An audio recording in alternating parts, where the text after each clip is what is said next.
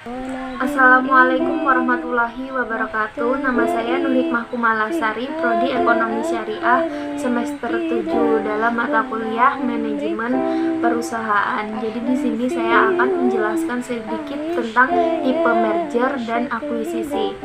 Jadi dilihat dari dampak yang timbul terhadap struktur yang ada di pasar, itu terdapat 3 jenis integrasi dalam merger maupun akuisisinya, yaitu secara horizontal, vertikal, dan diverifikasi. Tipe yang pertama itu merger dan akuisisi horizontal, yaitu merupakan penggabungan antara suatu perusahaan yang kemungkinan saling bersaing dalam suatu industri yang secara bersamaan, lalu di mana salah satu perusahaan tersebut berperan sebagai pengakuisisinya. Lalu yang kedua itu ada merger dan akuisisi secara vertikal, merupakan penggabungan dua perusahaan atau lebih yang memiliki hubungan industri hulu dan hilirnya. Lalu dalam rantai produksi itu, dalam pemasarannya seperti perusahaan manufaktur membeli perusahaan retail ataupun perusahaan pemasok bahan bakunya.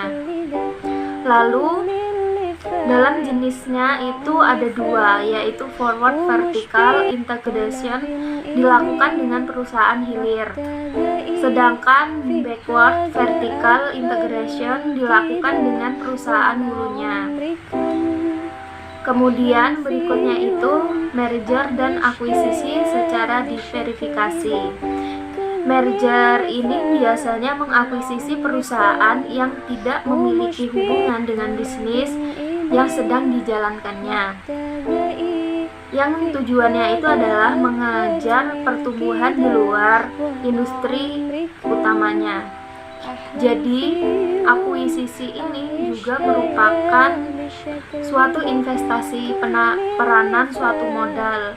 Akuisisi itu juga merupakan penguasaan sebagian saham dari perusahaan subsidiari melalui pembelian saham, akan tetapi hak suara perusahaan subsidiari ini dalam jumlah materialnya masih terdapat lebih dari 50%. Lalu berdasarkan beberapa definisi, maka akuisisi itu disimpulkan sebagai pengambil alihan kepemilikan suatu perusahaan oleh perusahaan lainnya.